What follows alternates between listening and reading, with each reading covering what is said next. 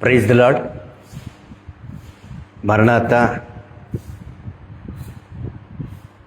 ದೇವರು ಈ ಬೆಳಗಿನ ಜಾವ ತನ್ನ ಆತ್ಮದಿಂದ ನಮ್ಮನ್ನು ತುಂಬಿಸಿ ಶಾರೀರಿಕ ಆತ್ಮೀಯ ಬಲವನ್ನು, ಶಕ್ತಿಯನ್ನು, ಪರಿಶುದ್ಧತೆಯನ್ನು ಕರ್ತನು ನಮ್ಮೆಲ್ಲರಿಗೆ ದಯಪಾಲಿಸಲಿ. ದೇವರಿಗೆ ವಂದನೆಗಳು. ದೇವರ ನಾಮಕ್ಕೆ ಮಹಿಮೆ ಆಗಲಿ. ಒಂದು ಚಿಕ್ಕ ಪ್ರಾರ್ಥನೆ ಮಾಡಿಕೊಳ್ಳೋಣ. ಪರಿಶುದ್ಧನಾಗಿರುವ ನಮ್ಮ ಕರ್ತನೆ, ನಿನಗೆ ಸ್ತೋತ್ರ ಸ್ವಾಮಿ. ಅತಿ ಬೇಗನೆ ಬರುತ್ತಿರುವ ನಿನ್ನ ಬರುವಣಿಕೆಯಲ್ಲಿ ನಾವೆಲ್ಲರೂ ಕೂಡ ಹಾರಿ ಬರಲಿಕ್ಕೆ ನೀನು ಕೊಟ್ಟಿರುವ ಅನೇಕ ಸಾದೃಶ್ಯಗಳಿಗೋಸ್ಕರ ನಿನಗೆ ಸ್ತೋತ್ರ. ನಿನ್ನ ಪರಿಶುದ್ಧ ವಾಕ್ಯದಲ್ಲಿ ನಿನ್ನ ಬರುವಣಿಕೆಯ ಬಗ್ಗೆ ಅನೇಕ ಸೂಚನೆಗಳು ನಮಗೆ ತಿಳಿಸಿಕೊಟ್ಟಿದ್ದಕ್ಕೆ ಕೂಡ ನಿನಗೆ ಸ್ತೋತ್ರ ಸ್ವಾಮಿ. ಈ ಕಡೆ ಸಭೆ, ಲೌಕಿಕ ಸಭೆಯಲ್ಲಿರುವ ನಾವೆಲ್ಲರೂ ಕೂಡ ಕರ್ತನೆ, ನಿನ್ನ ಮಹಿಮೆಯಲ್ಲಿ ನಾವು ಹಾರಿ ಬರಲಿಕ್ಕೆ ಬೇಕಾಗಿರುವ ಕೃಪೆಯನ್ನು ದಯಪಾಲಿಸು. ನಿನ್ನ ಆತ್ಮ ಸಹಾಯವನ್ನು ದಯಪಾಲಿಸು. ಈ ಬೆಳಗಿನ ಜಾವ ನಿನ್ನ ವಾಕ್ಯವನ್ನು ನಾವು ಭುಜಿಸುವಾಗ ನಮ್ಮ ಆತ್ಮಕ್ಕೆ ಬಲವನ್ನು, ಶಕ್ತಿಯನ್ನು ದಯಪಾಲಿಸಿ ನಿನ್ನಲ್ಲಿ ಸ್ಥಿರವಾಗಿ ನೆಲೆಕೊಂಡು ನಿನ್ನ ಕಡೆಗೆ ತಿರುಗಿ ನಿನ್ನಲ್ಲಿ ನಾವು ನಡಿಲಿಕ್ಕೆ ಬೇಕಾಗಿರುವ ಕೃಪೆಯನ್ನು ದಯಪಾಲಿಸಬೇಕಂದು ಈ ಸಮಯದಲ್ಲಿ ಈ ವಾಕ್ಯವನ್ನು ಕೇಳ್ತಿರೋ ಪ್ರತಿಯೊಬ್ಬರನ್ನು ಕೂಡ ನೀನು ಅತಿ ಹೆಚ್ಚಾಗಿ ಆಶೀರ್ವಾದ ಮಾಡಿ ನಿನ್ನ ರೆಕ್ಕೆಗಳಲ್ಲಿ ಭದ್ರಪಡಿಸ್ಕೋಬೇಕೆಂದು ಯೇಸುವಿನ ಪರಿಶುದ್ಧ ನಾಮದಲ್ಲಿ ಬೇಡ ಹೊಂದಿದ್ದೇವೆ ತಂದೆಯೇ, ಆಮೆನ್. ಸರ್ವಶಕ್ತನಾಗಿರುವ ಯೇಸು ಕ್ರಿಸ್ತನ ಕೃಪೆಯು ಸಮಾಧಾನ ನಮ್ಮೊಂದಿಗೆ ನಿಮ್ಮೊಂದಿಗೆ ಇರಲಿ. ಆಮೆನ್.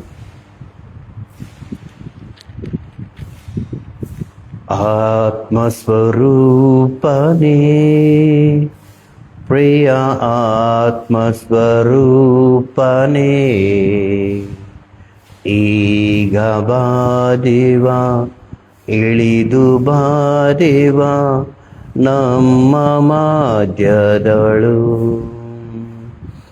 ಈಗ ಬಾದೇವ, ಇಳಿದು ಬಾದೇವ ನಮ್ಮ ಮಧ್ಯದಳು. ಆತ್ಮನ ವರಗಳಿಂದ ನನ್ನನ್ನು ತುಂಬಿಸಯ್ಯ. ಆತ್ಮನ ವರಗಳಿಂದ ನನ್ನನ್ನು ತುಂಬಿಸಯ್ಯ. ಎದ್ದು ಮೀನುಗಳು ಅಭಿಷೇಕ ಮಾಡಯ್ಯ ಈ ದಿವ್ಯ ಸಮಯದಳು. ಎದ್ದು ಮೀನುಗಳು ಅಭಿಷೇಕ ಮಾಡಯ್ಯ ಈ ದಿವ್ಯ ಸಮಯದಳು. ಆತ್ಮಸ್ವರೂಪನೇ, ಪ್ರಿಯ ಆತ್ಮಸ್ವರೂಪನೇ, ಈಗ ಬಾದೇವ, ಇಳಿದು ಬಾದೇವ ನಮ್ಮ ಮಧ್ಯದಳು. ಅದು ಪ್ರಿಯ, ನಮ್ಮ ಮಧ್ಯದಲ್ಲಿ ಯಾವತ್ತು ಪರಿಶುದ್ಧಾತ್ಮನ ಆತ್ಮ ನಮ್ಮ ಮಧ್ಯದಲ್ಲಿ ಇರುತ್ತೋ ಆಗ ದೇವರ ಆತ್ಮವನ್ನು ನಮ್ಮನ್ನು ಉನ್ನತ ಸ್ಥಿತಿಯಲ್ಲಿ ನಡೆಸಿಕೊಡುತ್ತೆ. ನಮ್ಮಿಂದ ಆತ ಏನು ಬಯಸ್ತಾ ಇದ್ದಾನೋ ಆ ಬಯಕೆಗಳೆಲ್ಲ ಕೂಡ ಈಡೇರುತ್ತವೆ. ಅದಕ್ಕೋಸ್ಕರ ಈ ಸಮಯದಲ್ಲಿ ನಮ್ಮನ್ನು ನಾವು ಕರ್ತನ ಆತ್ಮಕ್ಕೆ ಒಪ್ಪಿಸ್ಕೊಳ್ಳೋಣ. ಆತನು ಏನು ಹೇಳುತ್ತಾನೋ ಅದು ನಾವು ಕೇಳಿಸ್ಕೊಂಡು ಅದ್ರ ಪ್ರಕಾರ ನಾವು ನಡಿಲಿಕ್ಕೆ, ದೇವರ ಕೃಪೆ ತೋರಿಸ್ಲಿಕ್ಕೆ ದೇವರಿಗೆ ವಂದನೆಗಳು ಸಲ್ಲಿಸ್ತಾ ಇದ್ದೀವಿ. ಈಗ ವಾಕ್ಯವನ್ನು ನಾವು ಒಂದ್ಸಲ ಓದ್ಕೊಳ್ಳೋಣ. ಅಪೊಸ್ತಲ ಕೃತಿಗಳು ಮೊದಲನೆಯ ಅಧ್ಯಾಯ, ಅಪೊಸ್ತಲ ಕೃತಿಗಳು ಮೊದಲನೇ ಅಧ್ಯಾಯ 11ನೇ ವಚನ ಓದ್ಕೊಳ್ಳೋಣ. ಗಲಿಲಾಯದವರೇ, ನೀವು ಯಾಕೆ ಆಕಾಶದ ಕಡೆಗೆ ನೋಡುತ್ತಾ ನಿಂತಿದ್ದೀರಿ? ನಿಮ್ಮ ಬಳಿಯಿಂದ ಆಕಾಶದೊಳಕ್ಕೆ ಸೇರಿಸಲ್ಪಟ್ಟಿರುವ ಈ ಯೇಸು ಯಾವ ರೀತಿಯಲ್ಲಿ ಆಕಾಶದೊಳಕ್ಕೆ ಹೋಗಿರುವುದನ್ನು ನೀವು ಕಂಡೀರೋ ಅದೇ ರೀತಿಯಲ್ಲಿ ಬರುವನು ಎಂದು ಹೇಳಿದರು. ಆಮೆನ್. ಕರ್ತನಲ್ಲಿ ಪ್ರಿಯರೇ, ಈ ದಿನಗಳೆಲ್ಲ ಕೂಡ ಯೇಸು ಸ್ವಾಮಿ ಪುನರುತ್ಥಾನ ಆದ ಮೇಲೆ 40 ದಿವಸ ಅನೇಕ ಜನಗಳಿಗೆ ತನ್ನನ್ನು ತಾನು ತೋರ್ಪಡಿಸಿದ್ದಾಗೆ ನಾವು ನೋಡ್ತಾ ಇದ್ವಿ ವಾಕ್ಯದಲ್ಲಿ.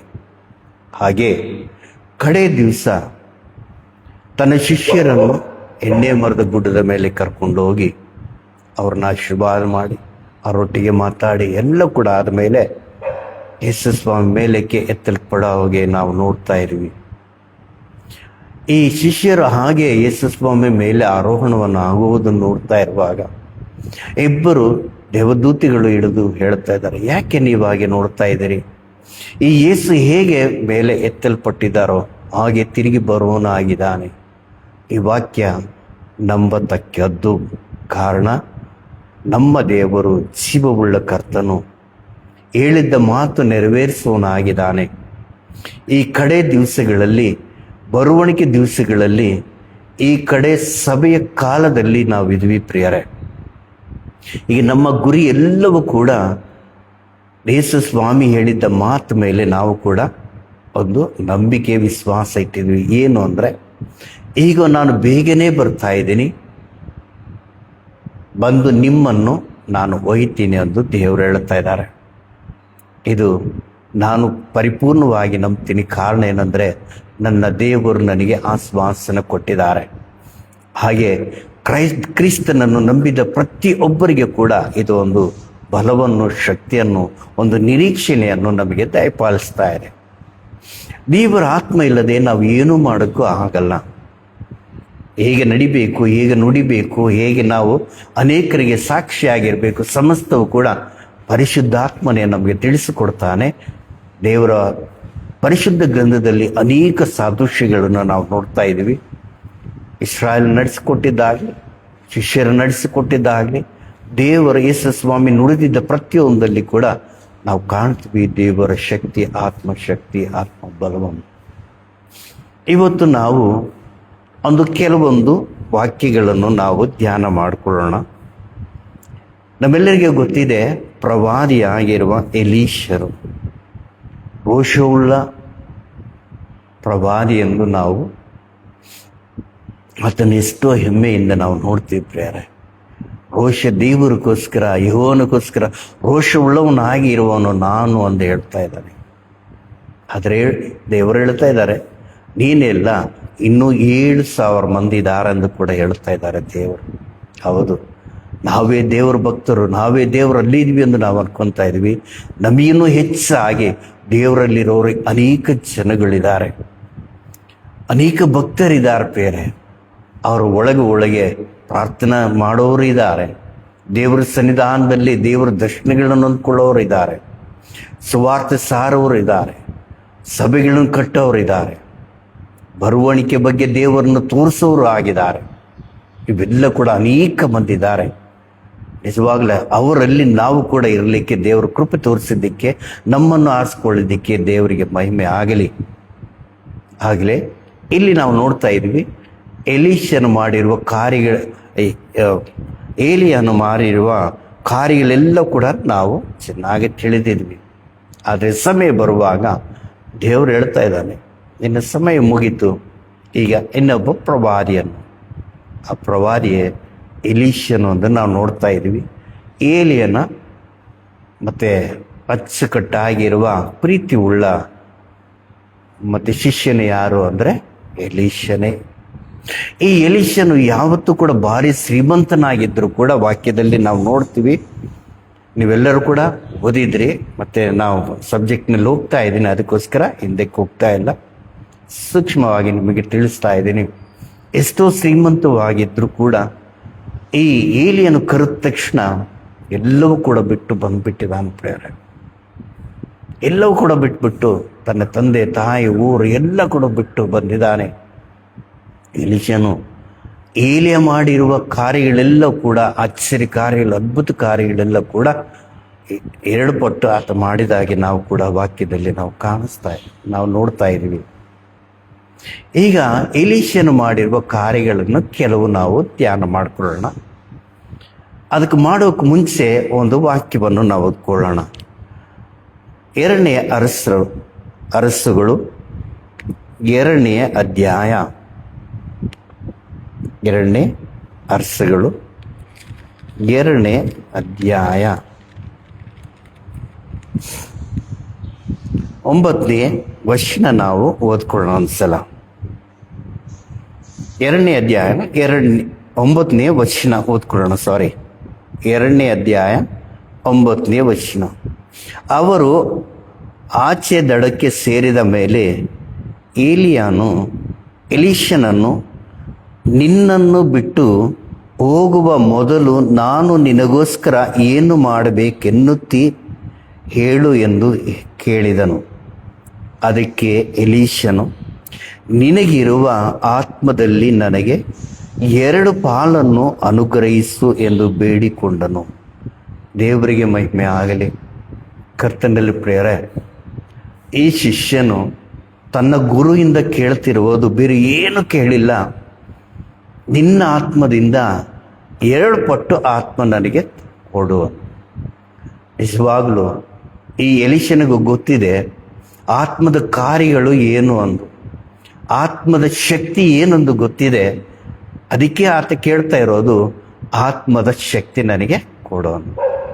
ಯಾಕೆ ಆತ್ಮವನ್ನು ಕೇಳ್ತಾ ಇದ್ದಾನೆ ಅಂತ ಮೇಲೆ ನೋಡಿದ್ರೆ 2ನೇ ಅಧ್ಯಾಯ 1ನೇ ವಚನ ನಾವು ನೋಡಿದ್ರೆ, ಯೆಹೋವನು ಏಲಿಯಾನನ್ನು ಸುಳಿಗಾಳಿಯಲ್ಲಿ ಮುಖಾಂತರವಾಗಿ ಪರಲೋಕಕ್ಕೆ ಸೇರಿಸುವ ಸಮಯ ಬಂದಾಗ, ಸುಳಿಗಾಳಿಯಿಂದ ಏಲಿಯನ್ನು ಪರಲೋಕಕ್ಕೆ ಸೇರಿಸುವ ಸಮಯ ಬಂದಿರುವಾಗ, ಈಗ ಅವರು ಒಂದೊಂದು ಕಡೆಗೆ ದೇವರು ನಡೆಸ್ಕೊಡ್ತಾ ಇದ್ದಾರೆ. ಮೊದಲನೇ ನಾವು ನೋಡಿದ್ರೆ ಗಿಲ್ಗಾಲನ್ನು ನಾವು ಕರೆಕ್ಟಾಗಿ ನೋಡ್ತಾ ಇದ್ದೀವಿ. ಗಿಲ್ಗಾಲ್ ಅಂದರೆ ಅಲ್ಲಿಂದ ಬಿಟ್ಟು ಹೊರಡೋದು. ಹೌದು, ಈಗ ದೇವರು ನಮಗೆ ಕೂಡ ಹೇಳ್ತಾ ಇದ್ದಾನೆ, ಲೋಕವನ್ನು, ಲೋಕಾಶಯಗಳನ್ನು, ಲೋಕದಲ್ಲಿ ಇದು ಬೇಕು ಅದು ಬೇಕು, ನಾವು ಹೀಗಿರಬೇಕು ಹಾಗಿರಬೇಕು, ಅವೆಲ್ಲವನ್ನು ಬಿಟ್ಟು ಬರುವ ಸಮಯ ಈ ಸಮಯ ಆಗಿದೆ. ಅದಕ್ಕೋಸ್ಕರ ಹೇಳ್ತಾ ಇದ್ದಾನೆ, ಗಿಲ್ಗಾಲ್ ಮೊದಲನೇ ಮಾತನ್ನು ನಮಗೆ ತಿಳಿಸ್ಕೊಡ್ತಾ ಇದ್ದಾರೆ ಈ ಗಿಲ್ಗಾಲನ್ನು. ನಿಜವಾಗ್ಲೂ ಪ್ರಿಯರೇ, ಈ ಗಿಲ್ಗಾಲ್ ಸಂಸ್ಥೆಯವರು ಕೂಡ, ಈ ಸರ್ಕಲ್ ಅವರು ಕೂಡ ಆ ಹೆಸರು ಇಟ್ಟಿದ್ದಕ್ಕೆ ನನಗೆ ಬಹಳ ಸಂತೋಷ ಆಯಿತು. ಈ ಕಡೆ ದಿವಸಗಳಲ್ಲಿ ಈ ಸಭೆಯವರು ಮಾಡಿರುವ ಒಂದು ಒಳ್ಳೆಯ ಹೆಸರು ಏನು ಅಂದರೆ ಗಿಲ್ಗಾಲ್. ಈ ಲೋಕವನ್ನು ಇವೆಲ್ಲವೂ ಕೂಡ ಬಿಟ್ಟು ದೇವರ ಕಡೆಗೆ ತಿರುಗಲಿಕ್ಕೆ ಈ ವಾಕ್ಯಗಳನ್ನು ಅನೇಕ ಜನಗಳಿಂದ ನಮ್ಮನ್ನು ಆತ್ಮೀಯವಾಗಿ ಬೆಳೆಸಲಿಕ್ಕೆ ಕೊಟ್ಟಿರುವ ಒಳ್ಳೆಯ ಹೆಸರಾಗಿದೆ. ಭಾರಿ ಒಳ್ಳೆಯದು. ದೇವರವರನ್ನು ಆಶೀರ್ವಾದ ಮಾಡಲಿ, ದೇವರವರನ್ನು ಬಲಪಡಿಸಲಿ ಎಂದು ದೇವರ ನಾಮದಲ್ಲಿ ಬೇಡ್ತಾ ಇದ್ದೀನಿ. ಈ ಗಿಲ್ಗಾಲ್ ಆದ ಮೇಲೆ ಬೇತೇಲಿನಿಗೆ ಹೋಗಿದ್ದಾರೆ. ಬೇತೇಲನ್ನು ನಾವು ನೋಡಿದ್ರೆ ದೇವರ ಮಂದಿರವಿರುವ ಸ್ಥಳ ಅದು. ಬೇತೇಲನ್ನು ದೇವರ ಫಸ್ಟ್ ಮಂದಿರ ಕಟ್ಟಿದ್ದು ಯಾರು? ಯಾಕೋಬನು ಕಟ್ಟಿದ್ದ. ಈ ಸ್ಥಳ ಪರಿಶುದ್ಧವಾಗಿರುವ ಸ್ಥಳ, ದೇವರಿರುವ ಸ್ಥಳ, ಭಯಂಕರ ಸ್ಥಳ ಎಂದು ಯಾಕೋಬನು ಹೇಳ್ತಾ ಇರುವ ಸ್ಥಳ ಯಾವುದು? ಬೇತೇಲನು. ಆಮೇಲೆ ಅಲ್ಲಿಂದ ಎರಿಕೋವಿಗೆ ಬಂದಿದ್ದಾರೆ. ಎರಿಕೋಯಿಂದ ಮತ್ತೆ ಯೋರ್ದಾನಿಗೆ ಬಂದಿದ್ದಾರೆ. ಎರಿಕೋಯಿಂದ ಯೋರ್ದಾನ ಹೊಳೆ ಕಡೆಗೆ ಬಂದಿದ್ದಾರೆ. ಇವೆಲ್ಲ ಈ ಎಲೀಷನಿಗೆ ಗೊತ್ತಿದೆ, ತನ್ನ ಗುರು ಇವತ್ತು ಎತ್ತಲ್ಪಡುವನು, ಖಂಡಿತ ಇದು ಆತನ ಬಿಡಬಾರ್ದೊಂದು ಹಿಂದೆ ಹೋಗ್ತಾ. ಒಂದೊಂದು ಜಾಗ ಬಿಟ್ಟರು ಕೂಡ ಆತ ತನ್ನ ಗುರುವನ್ನು ಬಿಟ್ಟಿಲ್ಲ. ಯಾಕೆಂದ್ರೆ ತನಗೆ ಬೇಕಾಗಿರೋದು ಏನಾದರೂ ಕೂಡ ಪಡ್ಕೋಬೇಕಂದು ಆತನ ಆಸೆ. ಅದು ಹೊತ್ಕೊಂಡ ಮೇಲೆ ಬಂದ ಮೇಲೆ ನಾವು ಕೆಳಗೆ ಬರ್ತಾ ಇರುವಾಗ ಹೀಗೆ ಹೇಳ್ತಾ ಇದ್ದಾನೆ, ನನ್ನನ್ನು ಬಿಟ್ಟು ಹೋಗ್ಲಿಕ್ಕೆ ನನ್ನಿಂದ ನಿನಗೇನು ಬೇಕು ಅಂತ ಕೇಳ್ತಿರುವಾಗ ನಿನ್ನ ಆತ್ಮದಿಂದ ಪಾಲನ್ನು 2 ಪಾಲನ್ನು ನನಗೆ ಕೊಡೋ. ಈ ಕಾಲದಲ್ಲಿ ನಾವು ಕೇಳಿದ್ರೆ, ಯಾರಾದರೂ ಏನಾದರೂ ಕೇಳಿದ್ರೆ ನಾವು ಇದು ಬೇಕು ಅದು ಬೇಕು, ನಮ್ಮ ಲೋಕದ ಪ್ರಕಾರ ಇವೆಲ್ಲ ಕೂಡ ಕೇಳ್ತೀವಿ ಪ್ರೇರೆ. ಆದರೆ ಈತ ಕೇಳ್ತಾ ಇದ್ದಾನೆ, ನಿನ್ನ ಆತ್ಮದಿಂದ ನಿನ್ನ 2 ಪಾಲು ನನಗೆ ಬೇಕು ಅಂತ. ಹಾಗೆ ನಾವು ಕೆಳಗೆ ನಾವು ನೋಡ್ತೀವಿ. 11ನೇ ವಚನದಲ್ಲಿ ನಾವು ನೋಡಿದ್ರೆ ಅದ್ಭುತವಾಗಿರೋದು, ಇಬ್ಬರನ್ನು ಬೇರು ಮಾಡೋದು ನಾವು ನೋಡ್ತಾ ಇದ್ವಿ. ಇಬ್ಬರನ್ನು ಬೇರು ಮಾಡಲಿಕ್ಕೆ ಅಗ್ನಿ ರಥಾಶ್ವರಗಳು ಬಂದಿದ್ದಾವೆ. ಸಮಯ ಬಂದ ತಕ್ಷಣ ಸಮಯ ಸಮಯ ಅಂದು ದೇವರು ಹೇಳ್ತಾ ಇದ್ದಾರೆ. ಅದಕ್ಕೆ ಈಗ ನಾನು ಬೇಗನೆ ಬರ್ತಾ ಇದ್ದೀನಿ, ಸಮಯವು ನೀವು ಕಳ್ಕೋಬೇಡ್ರಿ, ವೇಸ್ಟ್ ಮಾಡಬೇಡ್ರಿ ಅಂತ ಹೇಳ್ತಾ ಇದ್ದಾರೆ. ನಮ್ಮ ಎಷ್ಟು ಸಮಯ ಇದೆ ಅಷ್ಟು ನಾವು ಸಿದ್ಧಪಡಲಿಕ್ಕೆ ದೇವರು ಕೊಟ್ಟಿರುವ ಸಮಯವನ್ನು ನಾವು ಸಂಬಳಿಸ್ಕೋಬೇಕಾಗಿದೆ. ಅದಕ್ಕೆ ಈಗ ಈ ಎತ್ತಲ್ಪಡೋ ಸಮಯ ಬಂದ ತಕ್ಷಣ ನಾವು ಏನು ಮಾತಾಡೋಕ್ಕೂ ಬೇಕಾಗಿಲ್ಲ. ಹಿಂದೆ ಎಲೀಷನ ಹೋಗ್ತಾ ಇದ್ರು ಕೂಡ, ಎಲಿಯನ್ನು ಹಿಂಬಾಳಿಸ್ತಾ ಇದ್ರು ಕೂಡ, ಪರಲೋಕದಿಂದ ಇಳಿದು ಬಂದಿರುವ ರಥಾಶ್ವಗಳು, ಅಗ್ನಿಮಯವಾಗಿರುವ ರಥಾಶ್ವಗಳು ಇಬ್ಬರನ್ನು ಬೇರ್ಪಡಿಸಿದೆ. ಸುಳಿಗಾಳಿಯಿಂದ ಪರಲೋಕಕ್ಕೆ ಎತ್ತಲ್ಪಟ್ಟಿದ್ದಾರೆ. ಎಷ್ಟು ಅದ್ಭುತ ನೋಡ್ರಿ ಪ್ರಿಯರೇ. ಈಗ ಬೇಗನೆ ಬರ್ತಿರುವ ಕರ್ತನು ಕೂಡ ಮಹಿಮಲೋಕಕ್ಕೆ ನಮ್ಮನ್ನು ಕೂಡ ಆರಿಸ್ಕೊಳ್ಳಕ್ಕೆ ಮೇಘದಲ್ಲಿ ನಾವು ಎತ್ತಲ್ಪಡಲಿಕ್ಕೆ ದೇವರು ಕೃಪೆ ತೋರಿಸ್ತಾ ಇದ್ದಾರೆ. ಈಗ ನಮ್ಮ ಕಣ್ಣುಗಳೆಲ್ಲ ಕೂಡ ಮೇಲೇನೆ ನೋಡಬೇಕು. ಹೌದು, ಯಾವ ಸಮಯದಲ್ಲಿ ಮಹಿಮ ಮೇಘ ನನ್ನ ಕೊಡಗೆ ಬರುತ್ತೆ, ನಾನು ಅದರಲ್ಲಿ ಹಾರಿ ಹೋಗಬೇಕು ಅನ್ನೋ ಆಶೆ ನಿರೀಕ್ಷೆ ಯಾರಿಗಿರುತ್ತೋ ಅವ್ರು ನಿಜವಾಗ್ಲೂ ಧನ್ಯರು. ಲೋಕದಿಂದ ನಮ್ಮನ್ನು ಬೇರ್ಪಡಿಸೋದು ಯಾವುದಂದ್ರೆ ಈ ಅಗ್ನಿ ರಥಾಶ್ವಗಳು ಹೇಗೆ ಎಲೀಷನು ಬೇರ್ಪಡಿಸಿದಾವೋ ಹಾಗೆ ಈ ಲೋಕದಿಂದ ನಮ್ಮನ್ನು ಕೂಡ ಬೇರ್ಪಡಿಸುತ್ತೆ. ಒಂದು ಆಶೆ ನಿರೀಕ್ಷಣೆ ನಮಗೆ ಇದೆ, ದೇವರು ಕೊಟ್ಟಿದ್ದಾರೆ.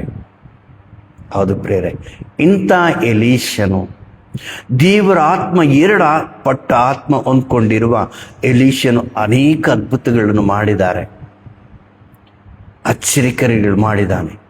ಅದರಲ್ಲಿ ಕೆಲವು 2 ವಾಕ್ಯಗಳನ್ನು ನಾವು ಧ್ಯಾನ ಮಾಡಿಕೊಳ್ಳಬೇಕೆಂದು ಆಶೆ ಪಡ್ತಾ ಇದ್ದೀನಿ, ನಿಮಗೆ ತಿಳಿಸ್ಬೇಕೆಂದು. ಮೊದಲನೇ ಇದು ನಾವು ನೋಡಿದ್ರೆ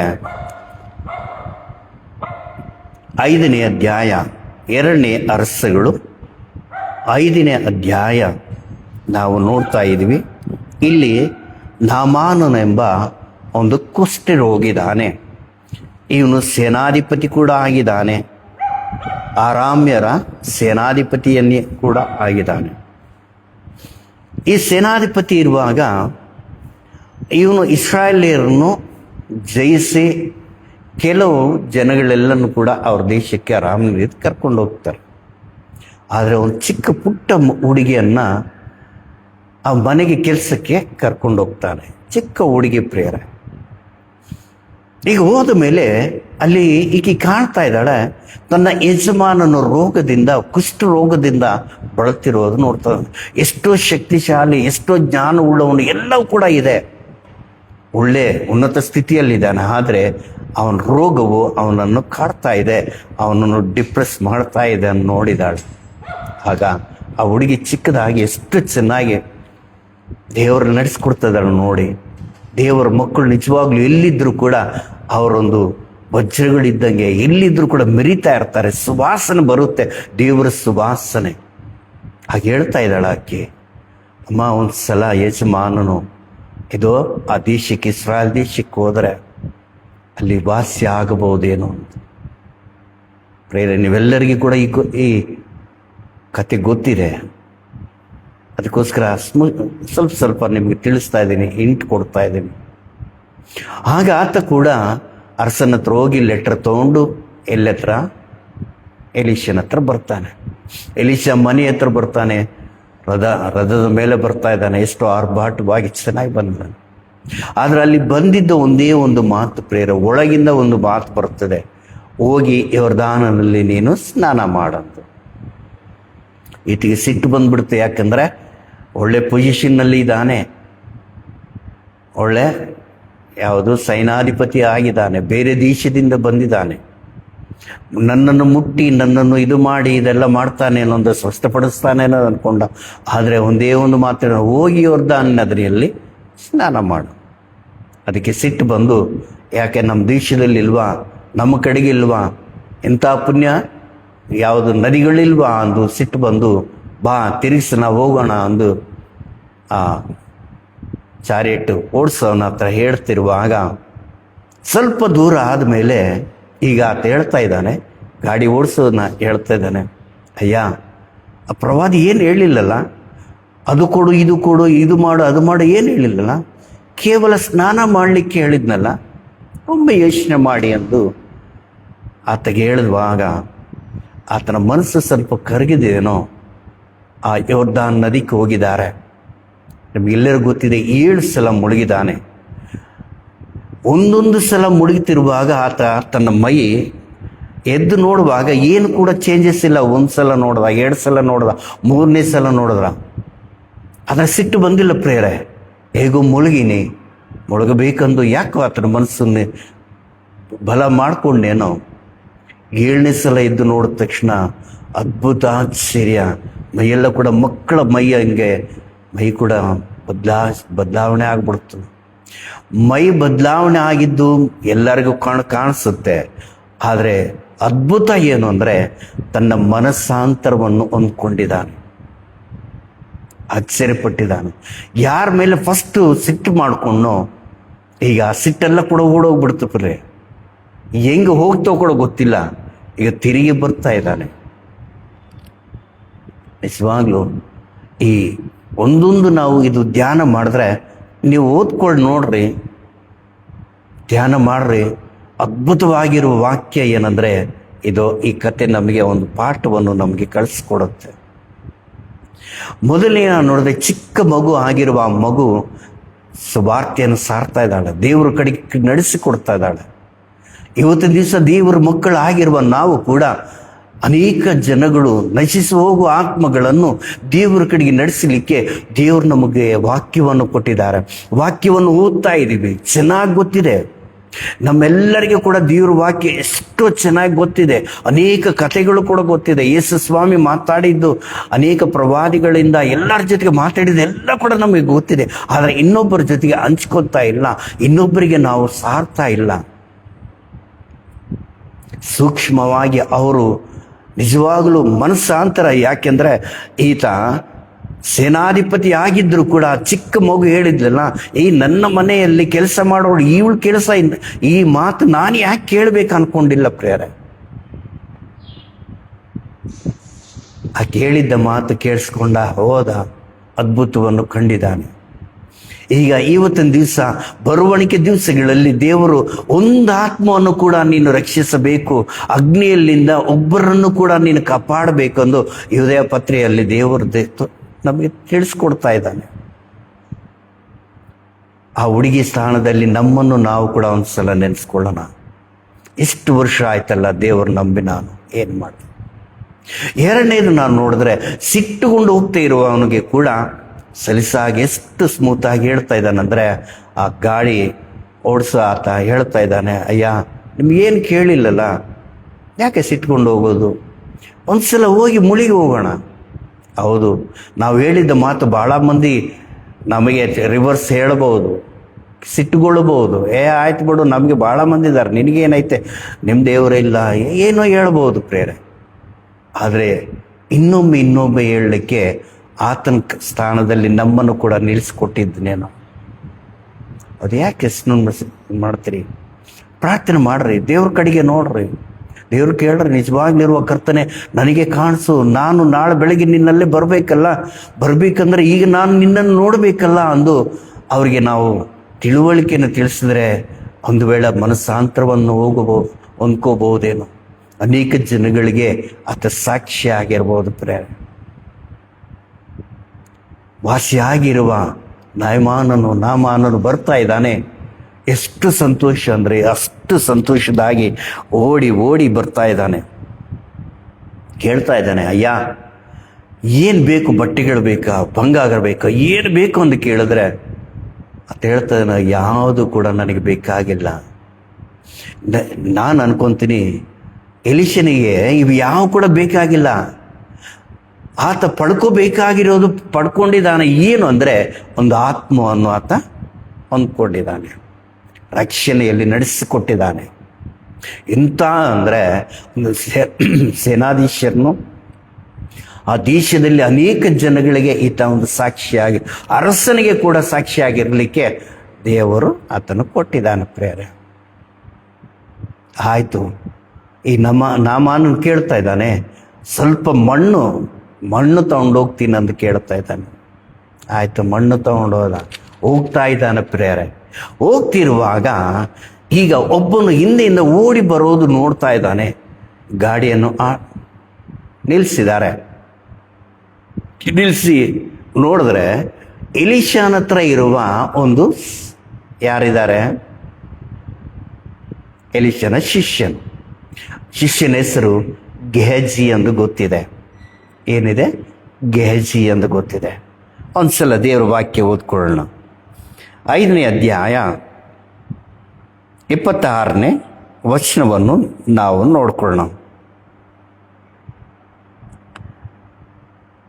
ಆಗ ಎಲಿಷನು ಅವನಿಗೆ, ಒಬ್ಬನು ರಥದಿಂದ ಇಳಿದು ಬಂದು ನಿನ್ನನ್ನು ಎದುರುಗೊಂಡದ್ದು ನನ್ನ ಜ್ಞಾನ ದೃಷ್ಟಿಗೆ ಕಾಣಿಸಲಿಲ್ಲವೆಂದು ನೆನೆಸುತ್ತಿದೆಯೋ? ದ್ರವ್ಯ, ಬಟ್ಟೆಗಳು, ಎಣ್ಣೆ ಮರದ ತೋಪುಗಳು, ದ್ರಾಕ್ಷಾ ತೋಟಗಳು, ಕುರಿದನಗಳು, ದಾಸದಾಸಿ ಜನವು, ಇವುಗಳನ್ನು ಸಂಪಾದಿಸುವುದಕ್ಕೆ ಇದು ಸಮಯವು. ಎಷ್ಟು ಚೆನ್ನಾಗಿ ಹೇಳ್ತದಾನ ಪ್ರೇರ. ಅವನಿಂದ ಹೋಗಿ ಬಟ್ಟೆ, ಬಂಗಾರ ಇದೆಲ್ಲ ಕೂಡ ತಗೊಂಡು ಬಂದಿದ್ದಾನೆ. ಏನು ತಿಳಿದೇ ಇರುವ ಹಾಗೆ ಮತ್ತೆ ಗುರುಗಳ ಹತ್ರ ಬಂದು ನಿಂತಿದ್ದಾನೆ.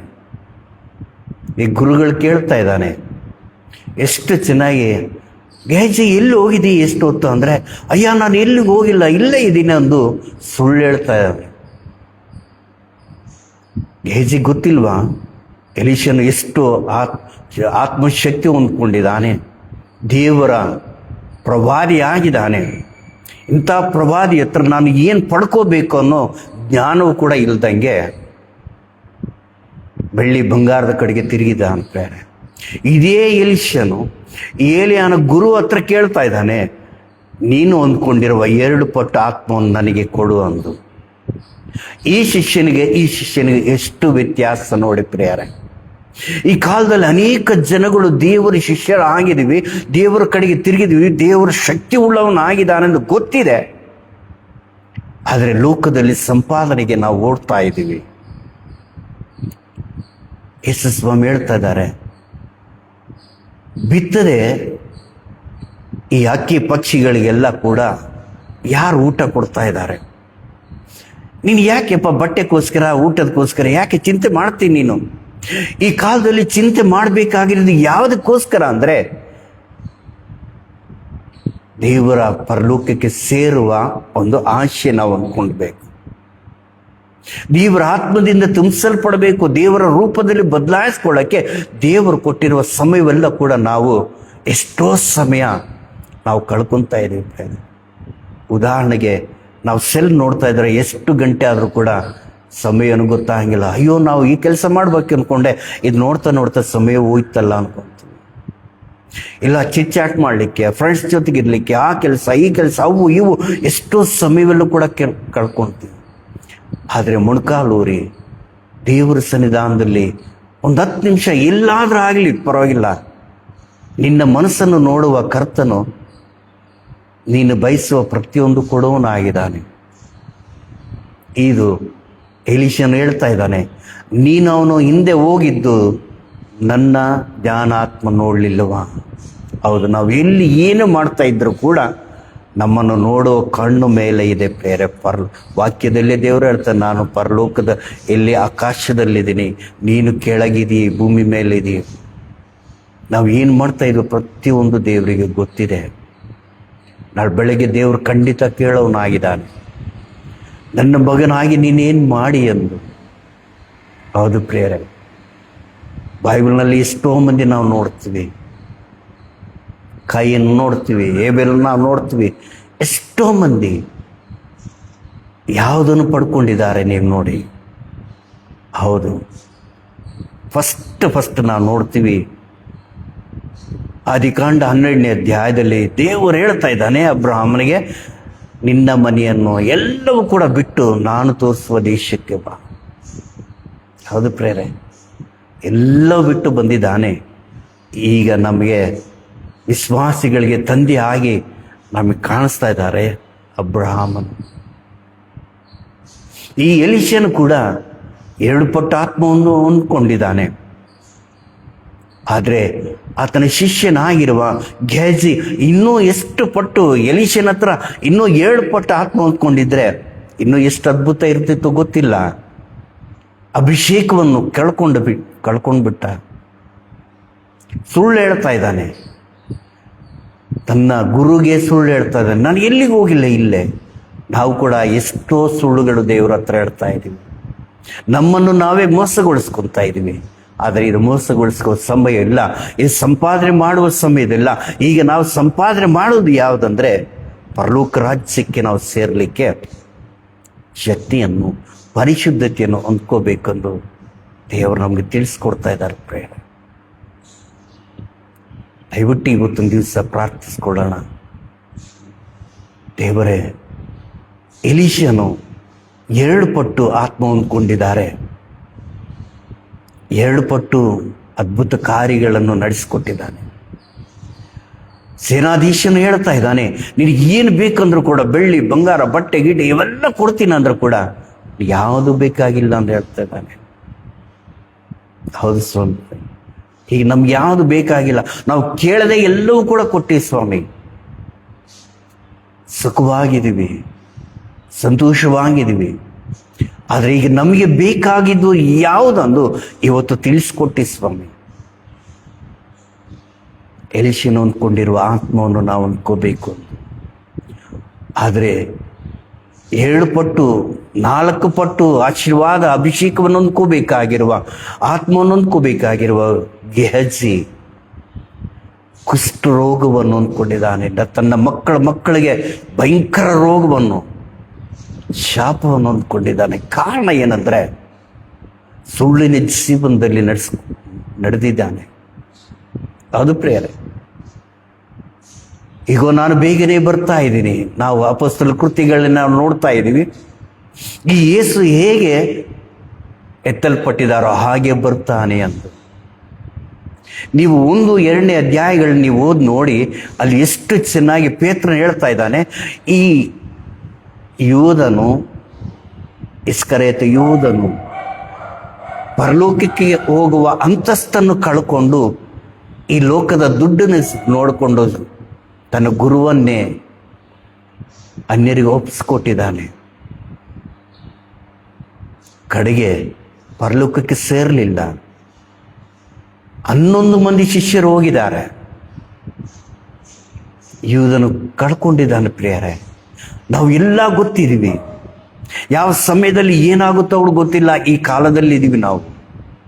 ಇಂತಹ ಕಾಲದಲ್ಲಿರುವಾಗ ನಮ್ಮ ಗಮನ ಯಾವುದ ಕಡೆಗಿದೆ? ಅದಕ್ಕೋಸ್ಕರ ಹೇಳ್ತಾ ಇದ್ದಾನೆ, 6ನೇ ಅಧ್ಯಾಯ ಅರಸನು, 2ನೇ ಅರಸನು 6ನೇ ಅಧ್ಯಾಯ ನೀವು ಓದಬೇಕೆಂದು ನಾನು ನಿಮಗೆ ತಿಳಿಸ್ಕೊಡ್ತಾ ಇದ್ದೀನಿ. ದಯವಿಟ್ಟು ಅದು ಓದಿ ಇನ್ನೊಂದ್ಸಲ ನಾವು ಧ್ಯಾನ ಮಾಡೋಣ. ಅದ್ಭುತವಾಗಿರುವ ಆ ಕತೆ ನಮ್ಮ ಆತ್ಮಕ್ಕೆ, ನಮ್ಮನ್ನು ಶಕ್ತಿಗೊಳಿಸ್ಕೊಳ್ಳೋಕ್ಕೆ, ನಾವು ಕಳ್ಕೊಂಡಿರುವ ಆತ್ಮವನ್ನು ತಿರುಗಿ ಹೊಂದ್ಕೊಳ್ಳೋಕ್ಕೆ ಇದು ಒಂದು ಅದ್ಭುತವಾಗಿರುವ ಒಂದು ಕಾರ್ಯ ನಾವು ನೋಡಬಹುದು. ಪ್ರಿಯರೇ, ನಿಜವಾಗ್ಲೂ ಗೆಹಜಿ ಕಳ್ಕೊಂಡಿದ್ದಾನೆ. ನಾವು ಕಳ್ಕೊಳ್ಳೋಕ್ಕೆ ಬಂದಿಲ್ಲ, ಹೊಂದ್ಕೊಳ್ಳೋಕ್ಕೆ ಬಂದಿದ್ದೀವಿ. ದೇವರು ಹೇಳ್ತದಾನೆ, ನಾವು ಯಾತ್ರಿಕರು. ಈ ಲೋಕದಲ್ಲಿ ಯಾತ್ರಿಕರಾಗಿರುವ ನಾವು ತಿರುಗಿ ಎಲ್ಲಿ ಸೇರಬೇಕು ಅನ್ನೋ ಒಂದು ಗುರಿ ನಮಗೆ ಗೊತ್ತಿದೆ. ಆದರೆ ನಾವು ಅದು ಸಲಸಾಗಿ ತಗೊಂಡು ಹೋಗ್ತೇ ಬಿಡು, ನಾವೇನಷ್ಟು ದೊಡ್ಡ ಪಾಪ ಮಾಡೀವಿ. ಏನು ದೊಡ್ಡ ಪಾಪ ಏನು ಮಾಡಿದ್ವಿ? ಯಾರನ್ನ ಸಾಯಿಸಿಲ್ಲ, ಯಾವ್ದನ್ನು ನಾವು ಇದು ಮಾಡಲಿಲ್ಲ, ಕಳ್ತನ ಮಾಡಲಿಲ್ಲ, ಅವ್ರದ್ದು ಇದು ಏನು ಮಾಡಲಿಲ್ಲಲ್ಲ ಅಂದ್ಕೊಂತೀವಿ. ಆದರೆ ಪ್ರೇರೆ, ನಮ್ಮ ಮನಸ್ಸಲ್ಲಿ ಕೆಟ್ಟ ಆಲೋಚನೆ ಬರೋದೇ ಪಾಪ ಅಂತ ದೇವರು.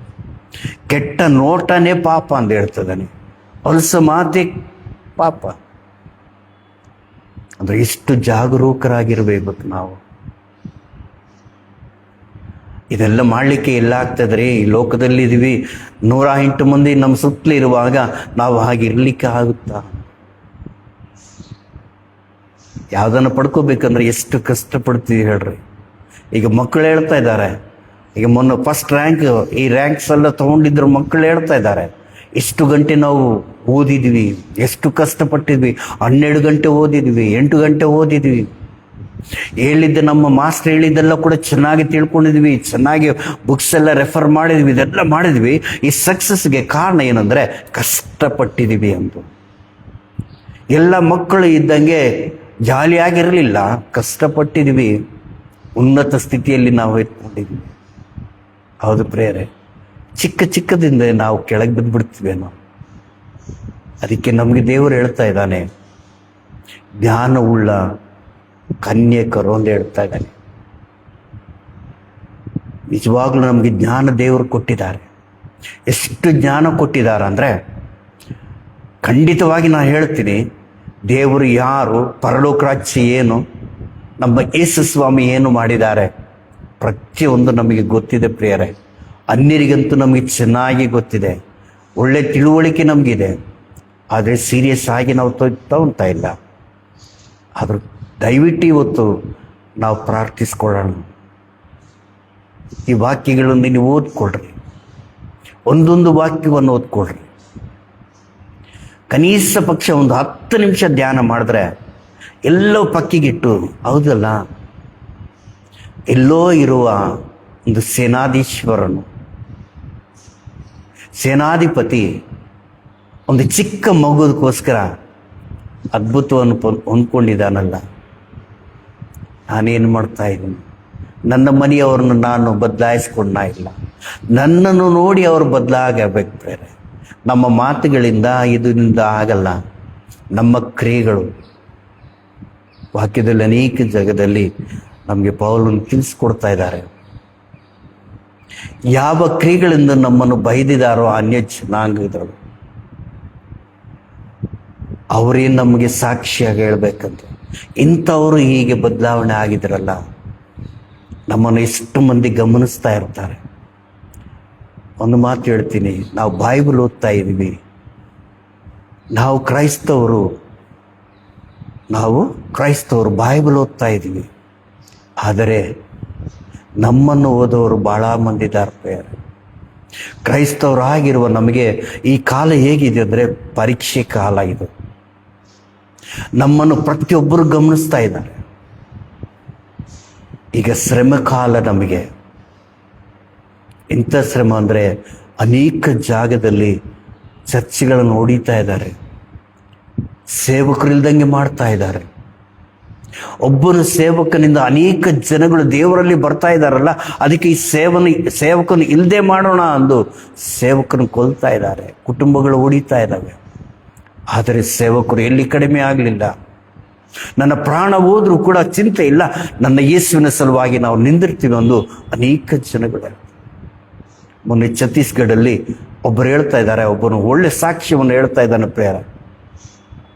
ನಾನು ಭಾರಿ ಭಯಂಕರ ಕೊಡುಕನಾಗಿದ್ದೀನಿ, ಗಲಾಟೆಗಳು ಎಲ್ಲಿ ಓಡಿದ್ರೆ ಆ ನಾಮದಲ್ಲಿ ಹೋಗಿ ಎಲ್ಲ ಹೊಡಿಯೋದು ಬಡಿಯೋದು ಎಲ್ಲ ಕೂಡ ನಾಶನ ಮಾಡ್ತಾ ಇದ್ದೆ.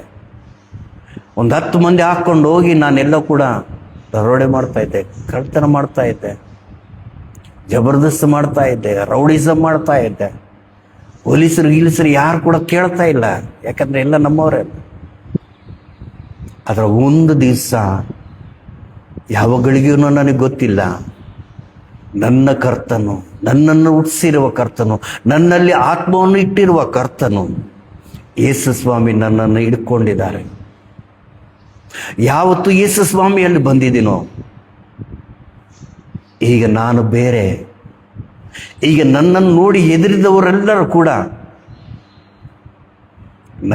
ನನ್ನ ಕಡೆಗೆ ನೋಡ್ತಾ ಇದ್ದಾನೆ. ಈಗ ಗುಂಡಿಟ್ಟು ನನ್ನನ್ನು ಕೊಲ್ದರೂ ಕೂಡ ನನಗೆ ಭಯ ಇಲ್ಲ. ಯಾಕಂದ್ರೆ ನನಗೋಸ್ಕರ ತನ್ನ ಪ್ರಾಣವನ್ನೇ ಕೊಟ್ಟಿರುವ ನನ್ನ ಯೇಸುನ ಮುಂದೆ ನಾನೆಷ್ಟರ ಮಟ್ಟಿಗೆ ಯೇಸು ಸ್ವಾಮಿ ಬಗ್ಗೆ ನಾನು ಎಷ್ಟು ಪಾಪ ಮಾಡಿದೆ, ಎಷ್ಟು ಭಯಂಕರ ಪಾಪದಲ್ಲಿ ನಾನು ಸಾಯ್ಬೇಕು, ನರಕಕ್ಕೆ ಹೋಗ್ಬೇಕಾಗಿತ್ತು. ಆದರೆ ರಕ್ಷಣೆ ಕೊಟ್ಟಿರುವ ನನ್ನ ಕ್ರಿಸ್ತನಿಗೆ ನನ್ನನ್ನು ನಾನು ಸಮರ್ಪಣೆ ಮಾಡಿದೆ. ನೀವು ಏನನ್ನ ಮಾಡಿ ಪರವಾಗಿಲ್ಲ, ನಾನು ಯೇಸು ಸ್ವಾಮಿನ ಬಿಡಲ್ಲ ಅಂದು ಅಥವಾ ಸಾಕ್ಷಿ ಹೇಳ್ತಾ ಇದ್ದಾನೆ ಪ್ರೇರೆ. ಅಷ್ಟು ಕಷ್ಟ ನಮಗಿನ್ನೂ ಬಂದಿಲ್ಲ, ನಮ್ಮ ಹತ್ರವರೆಗೆ ಬಂದಿಲ್ಲ. ಅದಕ್ಕೋಸ್ಕರ ಇವತ್ತೊಂದು ದಿವಸ ನಾವು ಪ್ರಾರ್ಥನೆ ಮಾಡ್ಕೊಳ್ಳೋಣ, ಸ್ವಾಮಿ ನಿನ್ನ ಆತ್ಮದಿಂದ ಶಕ್ತಿಯನ್ನು ತುಂಬಿಸು. ನಿನ್ನ ಆತ್ಮ ಇದ್ದರೆ ಮಾತ್ರ ನಾವು ಎಲ್ಲಿದ್ರೂ ಕೂಡ, ಎಂಥ ಭಯಂಕರ ಸಿಚುವೇಶನ್ನಲ್ಲಿದ್ದರೂ ಕೂಡ ಧೈರ್ಯವಾಗಿ ನಿಲ್ಲಲಿಕ್ಕೆ ಆಗುತ್ತೆ ಸ್ವಾಮಿ. ಹೌದು ಸ್ವಾಮಿ, ನಮ್ಮನ್ನು ನಡೆಸಿಕೊಡು. ಏಲಿಯನ್ ಹಂಗೆ ನಡೆಸಿಕೊಟ್ಟಿ ಸ್ವಾಮಿ. ಎಲ್ಲರನ್ನು ಸಾಯಿಸಿದ್ರು ಕೂಡ ಏಲಿಯನ್ ಭಯಪಟ್ಟಿಲ್ಲ. ಎಲೀಷನು 2 ಆತ್ಮವನ್ನು ಹೊಂದ್ಕೊಂಡಿದ್ದಾನೆ. 4 ಆತ್ಮವನ್ನು 4 ಪಟ್ಟು ಹೊಂದ್ಕೋಬೇಕಾಗಿರುವ ಈ ಶಿಷ್ಯನ ಗೆಹಜಿ ತನ್ನ ಮಕ್ಕಳಿಗೆ ಏನು ಕೊಟ್ಟಿದ್ದಾನೆ, ಮಕ್ಕಳಿಗೆ ಏನು ಕೊಟ್ಟಿದ್ದಾನೆ, ಅದು ನಾವು ಸಿದ್ಧರಿಲ್ಲ ಸ್ವಾಮಿ. ನನ್ನ ಪ್ರಾಣ ಹೋದರೂ ಕೂಡ ನಿನಗೋಸ್ಕರ ನಾವು ದುಡಿಲಿಕ್ಕೆ, ಅನೇಕ ಜನರಿಗೆ ಸಾಕ್ಷಿ ಇರಲಿಕ್ಕೆ ಸಹಾಯ ಮಾಡೋದು ಪ್ರಾರ್ಥನೆ ಮಾಡೋಣ. ದೇವರ ಈ ಮಾತುಗಳನ್ನು ಆಶೀರ್ವಾದ ಮಾಡಲಿ. ಚಿಕ್ಕ ಪ್ರಾರ್ಥನೆ ಮಾಡಿಕೊಂಡು, ಕರ್ತನೆ ನಿನಗೆ ಸ್ತೋತ್ರ ಸ್ವಾಮಿ. ಈ ಬೆಳಗಿನ ಜಾವ ರೋಷವುಳ್ಳ ಏಲಿಯನ್ನು ತೋರಿಸಿದಿ ಸ್ವಾಮಿ. ಆತನಿಂದ 2 ಪಟ್ಟು ಆತ್ಮವನ್ನು ಹೊಂದ್ಕೊಂಡಿರುವ ಎಲೀಷನು ಕೂಡ ನಾವು ನೋಡಿದ್ವಿ ಸ್ವಾಮಿ. 2 ಪಟ್ಟು ಅದ್ಭುತಗಳನ್ನು ಮಾಡಿರುವ ಎಲೀಷಾನ್ ಶಿಷ್ಯನಕ್ಕೂ ನಾವು ನೋಡ್ತಾ ಇದ್ವಿ. ಆ ಶಿಷ್ಯನು ಶಾಪವನ್ನು ಹೊಂದ್ಕೊಂಡಿದ್ದಾನೆ, ಹೊಂದ್ಕೋಬೇಕಾಗಿದ್ದನ್ನು ಬಿಟ್ಟುಕೊಂಡಿದ್ದಾನೆ. ಲೋಕದಲ್ಲಿ ಅವು ಸಂಪಾದನೆ ಮಾಡಬೇಕಂದ್ರೆ ಲೋಕದ ಕಡೆಗೆ ತಿರುಗಿದ, ಬಿದ್ದೆ ಹೋದ. ಆದರೆ ಲೋಕದಲ್ಲಿ ಬಿದ್ದಿರುವ ನಾಮಾನನು ಅನೇಕ ಜನಗಳಿಗೆ ಸಾಕ್ಷಿ, ಅರಸನಿಗೆ ಕೂಡ ಸಾಕ್ಷಿ, ನಾನು ಯಾವತ್ತೂ ಕೈ ಮುಗಿಯಲ್ಲ ಅಂದು ಒಂದು ತೀರ್ಮಾನದಿಂದ ತನ್ನ ದೇಶಕ್ಕೆ ಹೋಗಿದ್ದಾನೆ ಸ್ವಾಮಿ. ಹಾಗೆ ನಾವು ಕೂಡ ಅತಿ ಬೇಗನೆ ಬರ್ತಿರುವ ನಿನ್ನ ಮಹಿಮ ಮೇಘದಲ್ಲಿ ನಾವೆಲ್ಲರೂ ಕೂಡ ಹಾರಿ ಬರಲಿಕ್ಕೆ, ಆ ಚಿಕ್ಕ ಮಗು ಹೇಗೆ ಆ ನಯಮಾನನ್ನು ನಿನ್ನ ಹತ್ರ ಕಳಿಸ್ಕೊಟ್ಟಿದ್ದಾಳೆ, ಹಾಗೆ ಅನೇಕ ಜನಗಳು ನಿನ್ನ ಹತ್ರ ಕರೆತರೆಯುವಾಗ ಶಕ್ತಿಯನ್ನು, ಆತ್ಮವನ್ನು ನಮಗೆ ದಯಪಾಲಿಸಿ ಆಶೀರ್ವಾದ ಮಾಡಬೇಕಂದು ನಿನ್ನ ಬರುವಣಿಕೆಯಲ್ಲಿ ನಾವೆಲ್ಲರೂ ಕೂಡ ಸೇರಿ ನಿನ್ನ ಮಹಿಂಪಡಿಸೋ ಕೃಪೆ ತೋರಿಸಬೇಕೆಂದು ಪ್ರಾರ್ಥನೆ ಆಲಿಸಬೇಕೆಂದು ಯೇಸುವಿನ ಪರಿಶುದ್ಧ ನಾಮದಲ್ಲಿ ಬೇಡಿ ಹೊಂದಿದ್ದೇವೆ ತಂದೆಯೇ, ಆಮೇನ್. ಸರ್ವಶಕ್ತನಾಗಿರುವ ಯೇಸು ಕ್ರಿಸ್ತನ ಕೃಪೆಯೂ ಸಮಾಧಾನ ನಿಮ್ಮೊಂದಿಗೆ ಇರಲಿ, ಆಮೇನ್. ಮರಣಾತ. Praise the lord. God bless you.